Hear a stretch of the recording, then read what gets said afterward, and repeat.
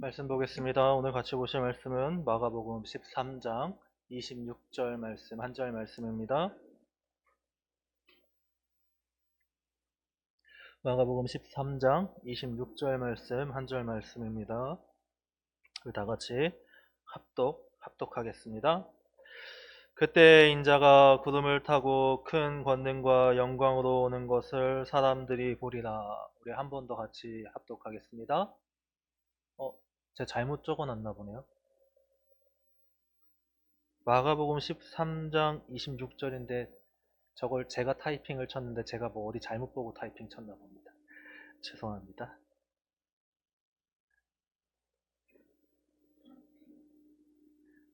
신약성경 78페이지에 있습니다. 죄송하지만 우리 같이 찾아주시고 같이 합독하겠습니다.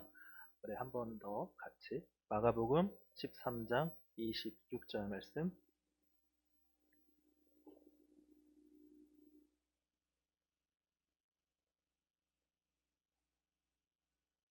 같이 읽겠습니다. 그때 인자가 구름을 타고 큰 권능과 영광으로 오는 것을 사람들이 보리라. 아멘. 비슷한 말씀이 복음서에 많다 보니까 제가 마태복음을 넣은 건지 뭘 잘못 보고 넣은 것 같습니다. 오늘 오후 예배 후에 세미나 1실에서 제자훈련 6팀 모임이 있습니다. 교재를 들고 참석하여 주시기 바랍니다. 그 외의 광고들은 주보를 참고하여 주시거나 우리 홈페이지 공지사항을 참고해 주시길 바랍니다.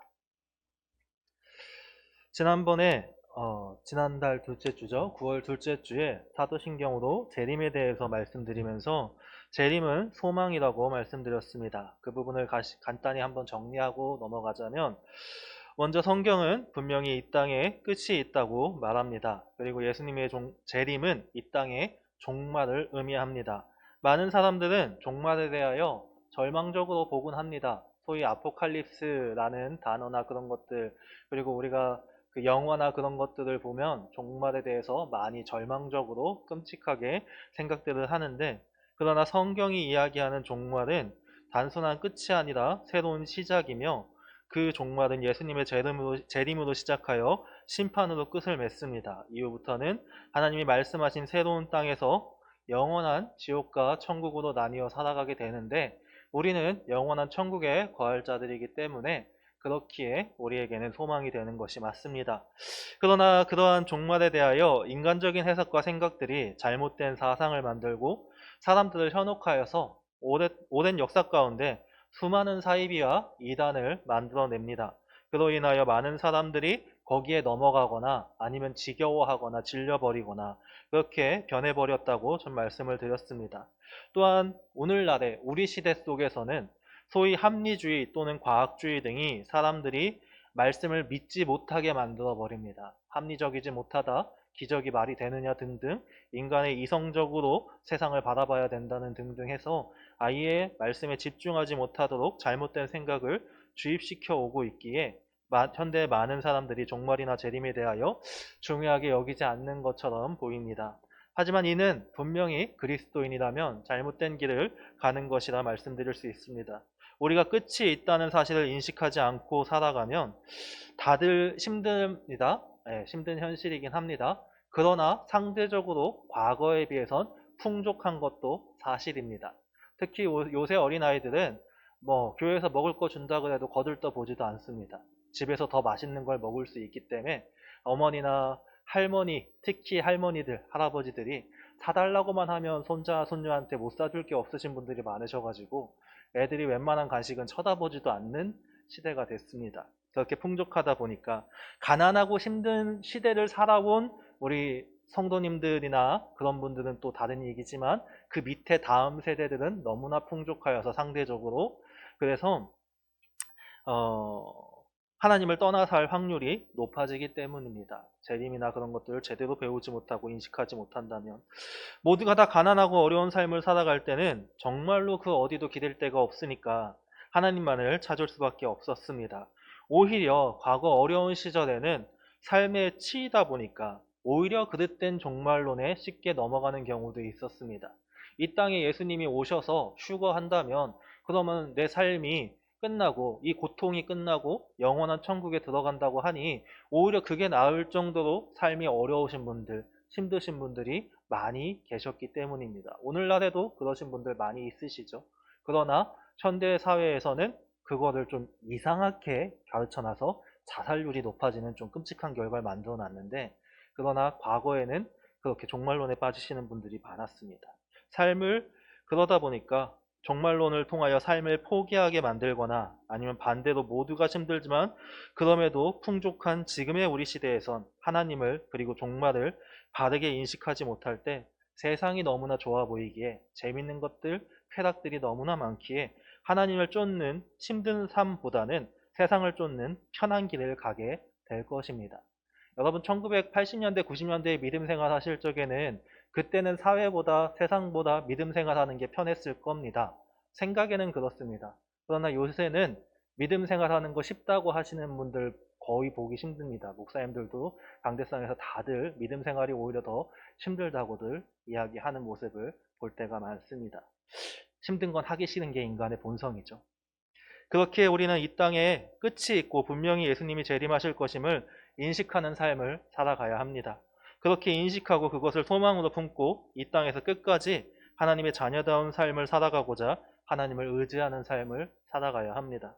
그것이 주님이 기뻐하시는 길이요, 우리가 그리스도인답게 살아가는 길입니다. 그런데 여러분, 오늘은 그 재림의 형태에 대해서 말씀을 드리고 싶습니다. 단순히 우리가 재림이 이 땅에, 그러니까 예수님이 이 땅에 오신다, 다시 오신다, 그것만 인식하면요, 수많은 정말로 뛰어난 사기꾼들한테 속아 넘어갑니다. 네, 성경이 말하는 형태에 대해서 우리가 인식을 해야 됩니다. 그래서 재림에 대해서 한 번 더 가져왔습니다. 오늘은 우리가 신학적으로 그 여러 학자들이 성경에 있는 재림에 대해서 긁어 모아서 예수님은 이 땅에 이렇게 오십니다 라고 말씀하고 있는 것들을 정리하여서 예수님이 오시는 형태에 대해서 한번 살펴보고자 합니다. 첫 번째로 이제 총 5가지인데 제가 두 가지 한 가지로 묶어봤습니다. 그래서 첫 번째로 예수님께서는 육신을 가지고 오십니다. 이 말이 무슨 말이냐면 예수님이 직접 육신을 가지고 오신다는 말입니다. 그러니까 2000년 전에 예수님이 이 땅에 태어나셨습니다. 그래서 신성과 인성을 동시에 지니시고 이 땅에서 살아가셨습니다. 성육신 하셔서. 그러다가 죽으시고 부활하셔서 그 예수님의 위격이 하늘로 올라가셨습니다. 그 위격, 그때 당시를 살아가신 예수님, 지금도 살아계신 그 예수님이 이 땅에 다시 오신다는 겁니다. 그 위격 그대로. 이게 왜 중요하냐면요. 내가 재림 예수다라고 주장하시는 분들은 이 사실을 우리가 인식할 때 다 거짓말쟁이가 됩니다. 당시 살아갔는지 물어보십시오. 대답할 수 있는 사람이 누가 있나? 그럼 당신이 정말로 재림 예수면 2000년 전에 그때 시절에 어땠는지, 얼마나 아팠는지, 어떤 고통을 겪고 어떤 사도들과 어떤 대화들을 했는지 진짜로 얘기할 수 있습니까? 물어보십시오. 거짓말을 할지언정 진짜로 얘기하시는 분은 한 분도 없을 겁니다. 예수님은 그 위격 그대로 온다고 성경은 분명히 얘기하고 있습니다.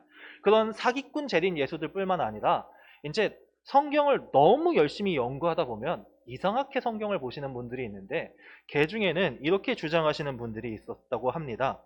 어떤 학자들은 재림이 실제로 이루어지는 것이 아니라 사상적으로 변하는 것이라고 주장했다고도 합니다. 이제 루이스 벌코프라는 그 이제 유명하신 신학자 선생님이 계시는데 저희가 공부할 때 필수 서적으로 보는 책이 있거든요. 볼코프의 조직신학이라고. 그 책에 보면 맥킨토시라는 학자는 예수님의 재림에 대하여 본질적 기독교의 도덕적 종교적 원리들에 의해 수행되는, 즉 그리스도의 영에 의해 이루어지는 개인과 사회에 대한 점진적 지배라고 말했다고 합니다. 말이 어렵죠. 간단하게 말해보자면 말씀대로 잘 살면 그거 자체가 말씀대로 잘 사는 사람들이 점점 더 확장되어져 나가면 그거 자체가 재림을 보여주는 것이라는 주장이라는 겁니다. 그러나 분명히 말씀하셨습니다. 예수님은 이 땅에 그 위격으로 그대로 재림하십니다. 앞에 성경도 보면 사도행전 3장 20절에 또 주께서 너희를 위하여 예정하신 그리스도 곧 예수를 보내시리니 태어난 예수, 그 예수를 말씀하시는 거고요. 고린도전서 15장 23절에서도 그러나 각각 자기 차례대로 되리니 먼저 첫 열매인 그리스도요. 그리스도가 먼저 오신다는 것. 다음에는 그가 강림하실 때에 그리스도에게 속한 자요. 그리스도를 믿어서 구원받은 자들. 그 그리스도, 예수 그리스도, 우리를 구원하신 그분이 재림하신다는 겁니다. 그런가 하면 육신을 가지고 오십니다. 다만 우리의 육신과는 다르게 부활체를 가지고 오십니다. 이 육신을 가지고 오신다는 것에 대하여 이제 오순절 성령 강림이 예수님의 재림이다라고 주장하시는 분들 때문에 이것을 우리가 명확하게 인식해야 됩니다. 성경은 분명히 약 2000년 전에 우리에게 오셨던 그 예수님이 다시 오실 것인데 이제 성경에 그 재림에 대하여 사용되는 단어들이 있습니다. 주로 세 가지 단어를 이야기하는데 파루시아, 아포칼립시스, 에피파네이아, 이거 말고 한 단어가 더 있긴 한데 주로 이 세 단어가 쓰인다고 합니다. 이 세 단어 중에 파루시아가 원뜻이 임재래요. 우리가 성령님이 임재하신다고 할 때에 그 임재가 파루시아의 원뜻이랍니다. 근데 이 파루시아가 예수님이 재림하신다는 것으로 성경에 기록되어 있는 데에 사용이 되다 보니까 그러다 보니까 파루시아의 원뜻을 받아 임재지 않느냐. 그러니까 오순절에 성령님이 임재하지 않으셨냐. 그러니까 예수님의 영인 성령님이 이 땅에 오셨기 때문에 예수님은 이미 재림하신 거다라고 주장하는 단체들이 있다고 합니다. 이제 오순절주의 그런 주의 쪽에서 그런 주장을 하는 것 같은데 그러나 성경은 분명히 예수님이 이 땅에 육신을 입고 온다고 말씀하고 계십니다. 히브리서 9장 28절에도 이와 같이 그리스도도 많은 사람의 죄를 담당하시려고 단번에 들이신 바 되셨고 구원에 이르게 하기 위하여 죄와 상관없이 자기를 바라는 자들에게 두 번째 나타나시리라.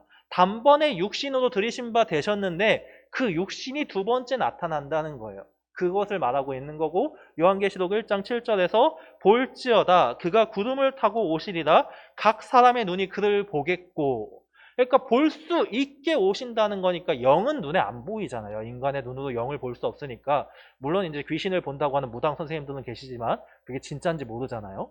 그러다 보니까 그 볼 수 있게 오시는 거기 때문에 육신을 입고 오신다는 겁니다. 다만 명심해야 되는 건 부활체. 부활체는 우리의 육신하고는 다릅니다. 다음에 기회가 되면 그 부활체에 대해서 또 한번 설명드릴 때가 있을 것 같습니다. 그 부활체를 입고 오신다는 거죠. 그러니까 첫 번째로 예수님은 예수님이라는 그분의 위격을 지니시고 이 땅에 오시는데 그 부활체를 지니고 이 땅에 오십니다. 그게 첫 번째 예수님의 형태입니다. 그리고 두 번째로 눈에 보이게 오시는 게 이게 육신을 입고 온다는 말과 같은 비슷한 뜻이긴 하지만 눈에 보이게 오신다는 거에 대해서 우리가 또 인식을 해야 되는 게 실제 이것 때문에 그 예수님의 영이 임재하였다, 뭐 예수님의 그 공중재림 하셨다, 막 그런 식으로 해가지고 유명한 이단이 두 개 있습니다. 하나가 여호와의 증인, 그리고 안식교입니다. 안식교는 정확한 면칭이 제7일 예수재림 안식교예요. 예수님이 재림하셨다는 거예요. 공중성소에 예수님이 재림해서 그 공중성소, 지성소를 우리가 갈 천국을 지금도 꾸미고 계시다고 말하고 있는 게 이제 제7일 예수재림 안식교고 거기 성도들은 이거 다 얘기 안 하면 싫어한다 그러더라고요. 그리고 여호와의 증인도 1800 몇 년도에 예수님이 재림하신다 그랬는데 안 했어요. 그래서 1900 몇 년도에 예수님이 재림하신다 그랬는데 또 안 했어요. 그래서 그때 한 말이 1900 몇 년도에 예수님의 권능이 임했다. 권능이 재림했다라고 주장했답니다. 이 사이비들, 이단들의 특징이 말 바꾸는 게 귀신 같습니다. 아주 기가 막히게 바뀝니다. 이 귀신이라는 표현은 좀 죄송하지만 정말로 빠르게 바뀝니다.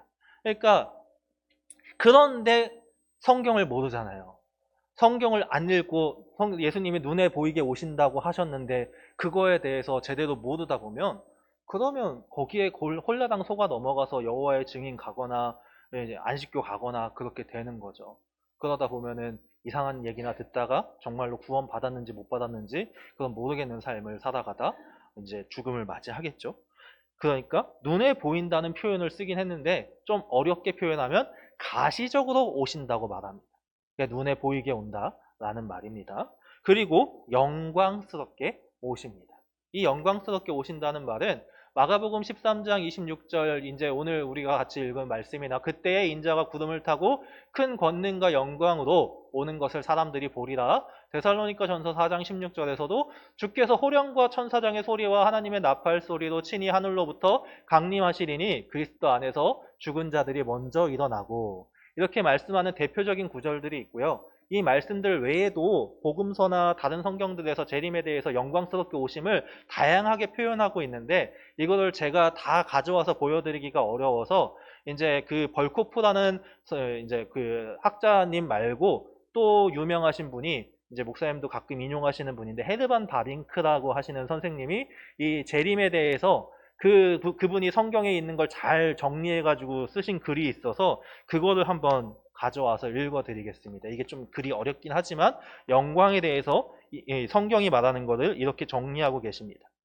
재림은 아버지에 의해 심판할 권세를 받은 인자로서 예수님이, 그리고 모든 원수들을 자신의 발 아래 두기까지 다스릴 왕으로서 그리스도 자신의 행위이기도 하다. 그러니까 예수님이 재림하시는데 하나님이 보내시는 거지만 그분 스스로 재림하시는 목적을 가지고 오시는 거기도 하다.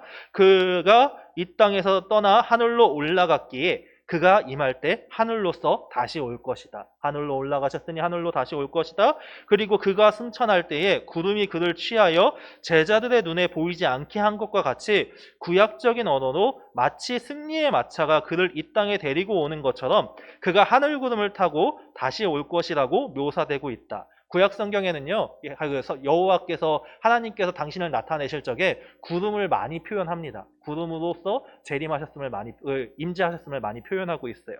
그리고 왜냐하면 그는 종의 형체로서 다시 오는 것이 아니라 큰 권세와 자기 영광과 자기 아버지의 영광 가운데 만왕의 왕과 만주의 주로서 자신의 천사들에 둘러싸여 그리고 성도들에 둘러싸여 오며 그들 가운데에는 아마도 이미 복받은 자들도 포함되어 있을 것이기 때문이다. 그의 임함은 온 땅의 모든 사람에게 보여질 것이고 마치 번개가 하늘 이편에서 저편까지 비치는 것과 같을 것이며 천사장의 소리와 천사들의 나팔 소리로 선포될 것이다. 이 글은 헤르만 바빙크 그 학자 선생님의 생각이 아니라 그분이 성경을 정리해 보니까 재림에 대해서 이렇게 말하고 있더라 하면서 그 수많은 구절들을 모아서 이렇게 정리한 겁니다. 그러니까 그분의 영광을, 예수님은 예수님의 영광을 위하여 구름을 타고 오시며 그 구름을 타고 오실 때에 수많은 천사들에 둘러싸이고 그리고 이미 복받은 성도들에게 둘러싸이고 온 땅의 모든 사람들이 예수님을 볼 수 있을 것이며 거기다가 번개가 치는 것처럼 그렇게 천사장의 소리와 천사들의 나팔 소리가 전 세계 사람들이 들을 수 있게 선포될 것이다 라고 성경이 재림의 형태에 대해서 그 영광에 대해서 이렇게 말씀하고 있다는 겁니다. 그런데 여기서 우리가 명심해야 되는 것은 이게 인간의 생각으론 허황돼 보이지만 하나님은 전지전능하시다는 사실을 명심해야 됩니다. 이 영광이 인간의 생각으로는 전 세계 시차도 있지, 그렇잖아요. 전 세계 시차도 있지, 밤인데 낮인데도 있지. 근데 어떻게 예수님이 오시는데 우리가 지금 여기 창원에서 서울을 보는 것도 말도 못하는 얘기인데 같은 걸 보고 막 그렇게 한다는 게 어떻게 가능하며, 그것도 전 세계에서 그런 게 가능하며, 전 세계 사람들이 같은 소리를 듣는 게 가능하며, 인간적인 생각으로는 불가능하거든요. 그리고 그 인간적인 생각을 콕 꼬집어서 사이비들이 질문을 해요. 이 부분을 가져오면서 제가 저 옆 동네 교리들 좀 봐봤어요. 그들이 우리에게 주로 질문하는 것 중에 첫 번째가 어떻게 예수님이 구름 타고 오실까입니다. 마태복음 24장에 보면은 그 구름 타고 오시는 것이 있고, 그러니까 마태복음 24장이 재림에 대해서 다양한 이야기들을 기록하고 있어서 재림의 징조, 나중에 제가 또 징조에 대해서도 말씀을 드릴 거예요. 갑작스럽게 오시는데 징조가 없다고 하진 않았거든요. 그래서 징조, 그리고 그거 가지고 질문을 많이 하고, 그리고 재림의 형태에 대해서 두 가지 질문을 합니다.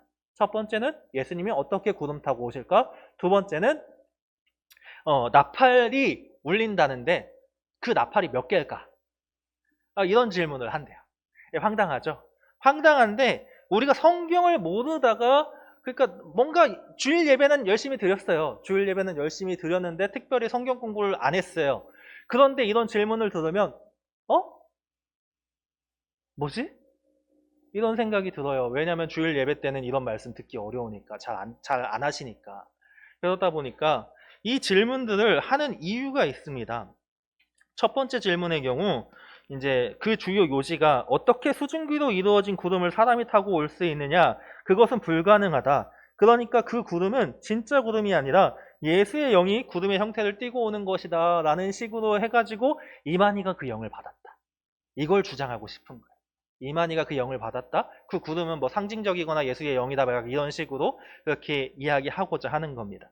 그 자신들의 주장을 정당화시키려고 이런 질문을 던지는데 모르다가 질문을 받으면 아차 싶다가도 이제 저 사람들 중에 전도하는 사람들은 말을 또 기가 막히게 잘할 거 아니에요.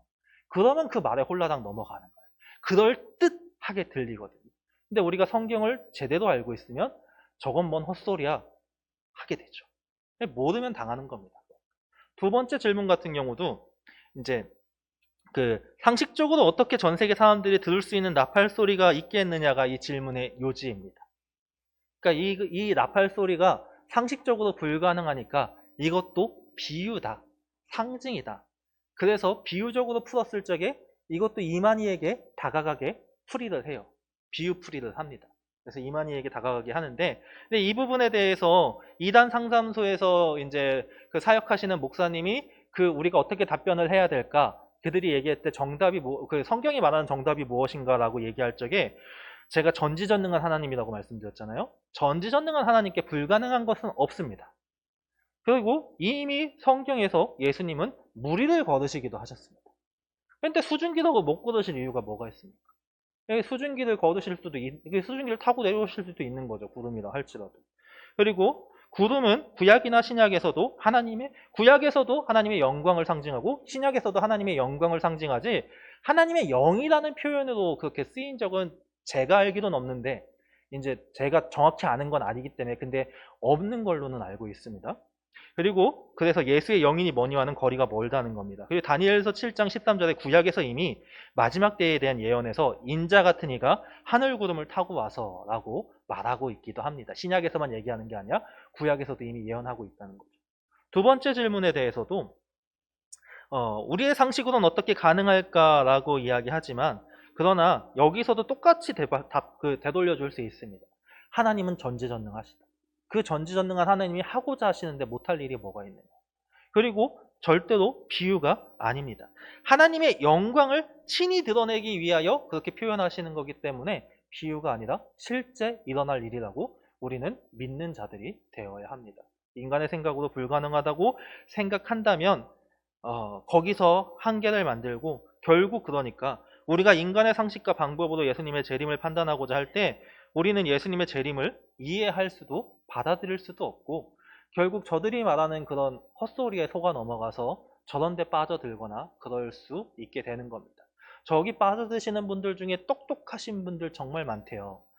저 옆 동네뿐만 아니라 다양한 이단들에. 근데 그분들이 똑똑해서 문제예요. 쓸데없는 생각을 너무 많이 해요. 예수 그리스도를 믿을 때는 때로는 단순하게 믿는 게 정답입니다. 무식하게까지는 아니고요. 무식하면 안 되고요. 무식하면 또 넘어가니까 단순하게 믿을 필요는 있습니다.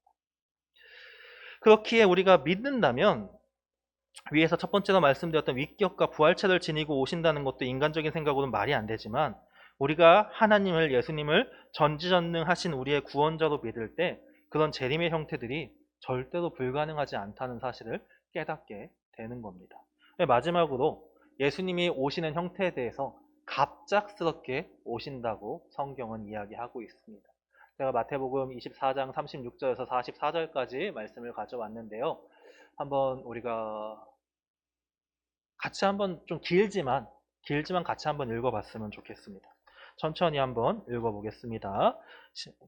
그러나 그날과 그때는 아무도 모르나니 하늘의 천사들도 아들도 모르고 오직 아버지만 아시느니라. 노아의 때와 같이 인자의 임함도 그러하리라.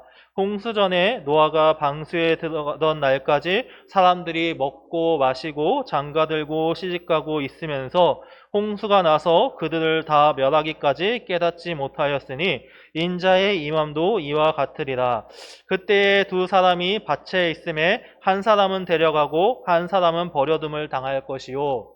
그, 어, 두 여자가 맷돌질을 하고 있음에 한 사람은 데려가고 한 사람은 버려둠을 당할 것이니라. 그러므로 깨어 있으라. 어느 날에 너희가 주가 임할는지 너희가 알지 못함이니라. 너희도 아는 바니 만일 집주인이 도둑이 어느 시각에 올 줄을 알았더라면 깨어 있어 그 집을 뚫지 못하게 하였으리라.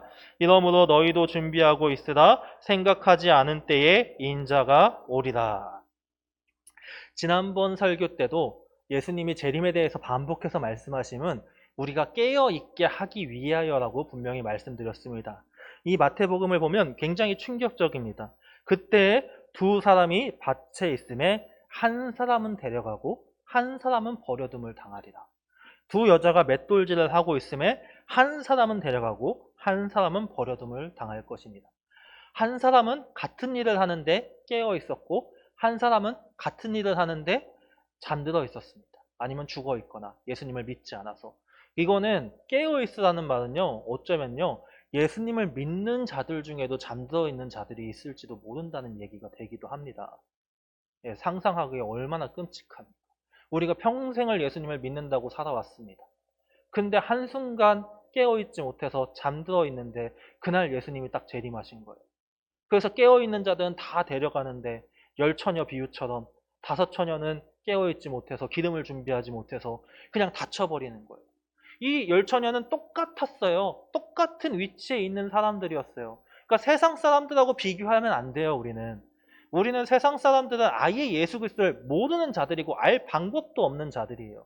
그런데 예수 그리스도를 믿는다고 하는 자들, 똑같이 신랑을 기다리는 자들, 근데 똑같이 신랑을 기다리는 자들이 5명은 깨어있어 기름을 준비하였고 5명은 깨어있지 못하여 기름을 준비하지 못했어요. 그래서 둘 다 잠들었는데 5명은 깨어서 신랑이 왔을 적에 준비한 기름을 가지고 들어갑니다. 근데 기다렸던 5명은 들어가지 못합니다. 이 말씀은 우리에게 굉장히 경각심을 주는 말씀이 되어야 됩니다. 왜냐하면 우리 스스로가 말씀으로 우리를 비춰보지 않으면 우리가 깨어있는지 깨어있지 않은지 판단할 방법이 없습니다. 분별할 방법이 없어요. 내가 아무리 열심히 신앙생활을 해도 그 신앙생활이 겉으로만 보여지는 신앙생활일 수 있는 거죠. 스스로만 아는 겁니다. 성경이 말하는 깨어있음이라는 건 그저 교회 생활 열심히 해라. 그저 그냥 주일날 주일 성수하고 새벽 예배 드리고 수요 예배 드리고 금요 예배 드리고 막 그렇게 그리고 이제 교회 안에서는 정말로 신앙인인 것처럼 살고 그러면은 그게 깨어 있다고 말씀하시는 게 아니에요. 내 안에 예수님이 함께 하셔서 내 안에 성령님이 함께 하셔서 그 성령님이 인도하시는 그 길을 따라가는 걸 말하는 겁니다. 그러면 교회 밖이나 아니나 똑같아요. 교회 밖에서도 하나님 믿는 자다운 삶을 살아가고 교회 안에서도 하나님 믿는 자다운 삶을 살아가고 성경 말씀대로 아니나 밖이나 똑같이 살아가는 거죠. 그런데 그러기 위해서는 우리가 그 재림을 오심을 인식하고 하나님이 분명히 이 땅에 오실 거라는 걸 믿고 그 믿음 가운데 언제 오실지 모른다는 것에 대한 경각심을 가지고 늘 깨어있는 삶을 살아가기 위하여 스스로 노력해야 된다고 성경은 우리에게 말하고 있는 겁니다. 우리가 이 자리에 몸만 있다 그래서 그것이 깨어있는 것은 아니라는 것을 말씀드리고 싶습니다. 우리 안에 성령님이 함께 하셔야지만 그래서 그 음성에 귀를 기울이고 그 음성대로 내가 하기 싫어도 내가 때로는 억울해도 내가 때로는 아파도 하나님이 말씀하시기에 어디서든 교회 안에서 체면 때문에 순종하는 척하는 것이 아니라 교회 밖에서 누구도 나를 모르는 곳에서도 하나님의 말씀이기 때문에 순종하는 삶을 살아간다는 것. 왜? 성령님 때문에 하나님이 말씀하셨으니까. 그게 진짜 깨어있는 거라고 말씀드리고 싶습니다. 우리는 그런 깨어있는 삶을 살아가야 됩니다. 언제 하나님이 오실지 성경은 모른다고 이야기하고 있기 때문에 예수님이 오실지 모른다고 말씀하고 있기 때문입니다. 지난번에 재림에 대하여 말할 때 앞에서 말씀드린 것처럼 세상의 악한 자들에게는 예수님의 재림이 심판과 그 결과로 영원한 지옥이란 결과로 오지만 우리에게는 의인이란 칭함을 통하여 영원한 천국이란 결과로 다가올 것이기에 우리는 재림이 오히려 우리의 소망이 된다고 말씀을 드렸습니다. 서론에서도 말씀을 드렸죠. 그런데 여러분, 이렇게 아무리 말씀을 드려도 당장 내일 내 삶을 살아가다 보면, 내가 살아가야 되는 직장을 가보면, 내가 만나야 되는 사람들을 만나다 보면, 우리의 삶을 생각해 보면 정말로 재림이 소망이 될까 싶은 생각이 들 때가 있습니다. 인간적으로 생각하면요, 당장 내 눈앞에 그것들이 더 급해요. 당장 내 눈앞에 어려움들이 더 급해요. 당장 내 눈앞에 힘든 것들이 더 눈에 크게 보입니다. 오히려 부정적일 수도 있다는 생각이 들어요, 저는. 언제 일어날지 아무도 모르는 일보다는 그냥 당장 내 눈앞에 현실이 더 중요하게 생각되어지는 게 보편적인 인간의 모습이기 때문입니다. 그럼에도 여러분, 저는 여러분에게 재림을 기대하시라고 말씀드리고 싶습니다. 결론적으로. 예수님의 재림을 기대하는 자가 예수님을 인식하며 깨어있는 그리스도인으로 삶을 살아가는 것이 이 세상에 우리를 속이기 위해 주는 편안, 평안이 아니라 편안이에요. 편안 또는 쾌락 또는 거짓된 행복보다 훨씬 기쁘고 훨씬 즐겁고 진짜 행복을 우리에게 가져다 주기 때문입니다. 그러니까 우리가 아무리 이 땅에서 누리면서 살아가도요, 채울 수 없는 그 무언가 결핍, 공허, 그거는 예수님을 통해서밖에 채울 수 없습니다. 예수님을 통해서만 온전히 채울 수 있기 때문에 우리는 그 예수님의 재림을 기대하는 자가 돼야 되는데, 왜냐하면 우리는 하나님의 형상으로 만들어진 자들이고 처음부터 하나님을 의지해야 되는 삶을 살아가는 것이 정상적인 거예요. 그게 우리의 인생은요, 원래 우리의 인생은 처음부터 만들어질 때부터 하나님을 의지하는 자로서 만들어졌어요. 그게 우리가 하나님의 형상으로 만들어질 때 하나님이 만드신 목적인데, 그러나 이제 지금의 현대 사회에는 모든 상황과 환경과 교육이 내가 가장 중요하다는 사상을 우리에게 주입하거든요. 내가 제일 중요하다는 사상을. 그러다 보니까 하나님을 자꾸 외면하게 돼요. 내가 제일 중요하다고 생각하다 보면 하나님의 뜻대로 살아가는 거는 싫은 일이요, 힘든 일이요, 짜증나는 일이요, 피곤한 일이거든요. 하나님은 사랑하라 그러지, 인내하라 그러지, 충성하라 그러지, 참으라 그러지, 그리고 남을 위해 희생하라 그러지. 그런데 그게 좋은 일이 될 수가 없어요. 그렇기에 개인주의라는 이름으로 또는 이기주의를 당연하게 여기는 시대가 돼버렸고, 내가 피해보는 것을 끔찍하게 싫어하는 세상이 되어버렸는데, 여러분, 그 모든 것은 다 허상이에요. 허상입니다. 하나님은 인간을 그렇게 만드신 적이 없습니다. 그리고 이제 중생한 그리스도인 있잖아요. 우리가 진짜로 예수 그리스도를 믿는 사람들. 진짜로 예수 그리스도를 믿는 사람들은 세상이 말하는 대로 살아갈수록 세상 사람들보다 더 불행한 삶을 살아가게 됩니다. 왜 그러냐고요? 우리의 마음에 함께 하시는 성령님이 그 모습을 보면서 탄식하고 계시거든요. 울고 계시거든요. 그래서 제가 여러분에게 재림을 기대하라고 말씀드리는 것은 옆 동네 사람들처럼 그렇게 갑자기 뭐 종말이 온다거나 아니면 때가 되어서 14만 4천이 그 뭐 영생불사한다거나 그런 걸 기대하라는 게 아니라 하나님의 일하심을 기대하라는 거예요. 재림이 온다는 말이요, 하나님이 일하고 계시다는 말이에요. 언젠가 재림이 이 땅에 분명히 온다는 하나님의 약속은 분명히 이루어질 것인데, 그때까지 하나님은 쉬지 않으시고 그 일을 이루기 위해서 지금도 일하고 계세요. 우리 안에서 우리와 함께 우리를 쓰심으로 일하고 계세요. 그러니까 우리가 재림을 기대한다는 것, 재림을 소망으로 삼는다는 건 하나님이 일하고 계심을 믿는다는 얘기입니다. 그리고 하나님이 일하고 계심을 믿기 때문에 그 일이 이루어지고 완성될 걸 믿기 때문에 그 기간을 말씀대로 순종하며 살아가는 자라는 말이 되는 겁니다. 재림을 기대함은 하나님의 일하심을 믿는다는 말입니다. 그 재림을 기대하심으로 하나님의 일하심을 믿으심으로 이 땅에서 당장은 눈앞에 보이는 것이 더 편해 보이고 쉬워 보이고 좋아 보이고 그럴지라도 우리는 때로는 참아가며 때로는 인내해가며 때로는 기다려가며 등등의 수많은 표현들을 쓸 수 있는데 그러며 하나님의 말씀대로 살아가는 삶을 주님 곁에 갈 때까지 살아가는 자들이 되어야 하는 겁니다. 그럼 우리가 주님 곁에 갔을 적에 주님은 그 영원한 천국에서 우리를 기쁘게 반겨주실 겁니다. 우리가 그 은혜를 온전히 누리시는 자들이 되기를 소망하며 중간에 신천지 얘기하면서 신천지 소식에 대해서 말씀을 못 드린 게 있는데 쟤네가 얼마나 웃기냐면요. 지금 요새 그 건강검진 받으라고 한대요. 재밌지 않습니까? MOU를 맺었답니다. MOU를 맺어가지고 그 건강검진 전문기관인 한국의학연구소하고 MOU를 맺어서 싸게 해줄 테니까 내년까지 그 신천지 다른 일반 성도들, 그러니까 올해 작년에는 12지파 교육자들을 대상으로, 그리고 2024년 올해는 12지파 부구역장 이상 사명자와 그 가족까지 대상자를 확대했고, 이후에 2025년부터는 신천지 전 성도 및 가족들을 대상으로 종합건강검진을 확대하겠다고 광고하고 있답니다. 그래서 싸게 해줄 테니까 가서 건강검진 받고 그 몸의 건강을 지키라고 얘기한답니다. 재밌는 집단이지 않습니까? 영생불사를 주장하면서도 또 그 건강을 지키라네. 그러니까 여러분, 교회도 건강하지 못하는 교회는 말이 왔다 갔다 해요. 근데 사이비는 수십 번, 수백 번 말이 바뀌어요. 그러니까 저들한테 속아 넘어가시는 어리석은 일을 당하지 않기를 소망합니다. 그와 더불어 여러분에게 마지막으로 기도 부탁드리고 싶은 것이 있습니다.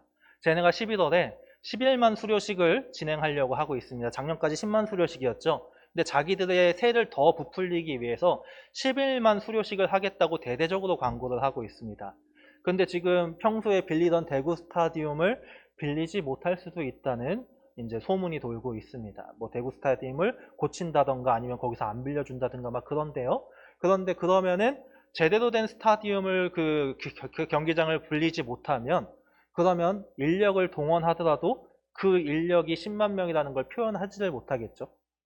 그래서 이제 그 못 빌리게. 이제 소문이에요. 정확한 건 아니고 소문이긴 한데 뭐 고성에서 한다는 얘기도 있고 막 그렇대요. 지금 11월 달에 11만 수료식이라 그래서 네, 우리가 이왕이면 이번에 좀 기도해서 하나님이 역사하셔서 진짜 그 아예 그냥 경기장 같은 거 하나도 못 빌렸으면 좋겠는데 그러지 못한다 할지라도 10만 명 이상 수용할 수 없는 경기장을 빌려서 그들의 진짜 그 실체를 드러낼 수 있는 기회가 되면 좋겠다는 생각이 들었습니다. 이게 소문이긴 한데 네, 그래도 그 소문이 사실이 되길 소망하는 마음으로 우리는 어차피 맨날 봐야 된다고 말씀드렸죠. 맨날 봐야 되는데 보는 김에 기도하는 자들이 돼서 그 기도 제목까지 기도해 주셔서 아예 수료식을 못하면 제일 좋을 것 같아요. 저는. 네, 11만 수료식 아예 무산되고 그냥 없어졌으면 좋겠는데 이렇게 기도를 좀 해주셨으면 좋겠습니다. 말씀을 마지막으로 정리하겠습니다. 이 중간에 얘기를 했어야 되는데 뒤에 갑자기 얘기하는 바람에 말씀이 좀 붕 떴는데 정리하자면 재림을 기대하십시오. 재림은 하나님이 일하고 계심을 확실하게 보여주는 증거가 됩니다. 그 재림의 때가 되면 그러니까 우리가 하나님의 일하심을 믿는 자들이라면 재림을 기대하심으로 하나님의 일하심을 믿으심으로 주님의 뜻대로 끝까지 순종하며 주님의 기쁨이 되시는 동산교회 성도님들이 되시길 간절히 소망합니다. 기도하겠습니다. 아버지 하나님 감사합니다. 주님, 우리가 재림에 대해서 어떻게 예수님이 이 땅에 오시는지에 대해서 오늘 들었습니다. 예수님은 이 땅에 직접 그 2000년 전에 오셨던 예수님이 부활체로 이 땅에 오시며 모든 전 세계 사람들에게 눈에 보이며 그 영광을 드러내신다고 구름을 타고 오시며 나팔 소리로 오신다고 그리고 우리가 생각지도 못했던 때에 갑자기 오신다고 성경은 우리에게 분명히 이야기하고 있습니다. 우리가 그것들을 믿는 자로서 재림을 기대하는 자가 되길 소망합니다. 하나님이 일하심을 믿는 자들이 되길 소망합니다. 그리하여서 주님 곁에 갈 때까지 깨어있는 삶을 살아가는 자들 될 수 있도록 우리를 붙잡아 주시옵소서. 그렇게 주님이 부어주시는 은혜를 온전히 누리는 자들 될 수 있도록 우리를 책임져 주시옵소서. 감사드리며 예수님의 이름으로 기도합니다. 아멘.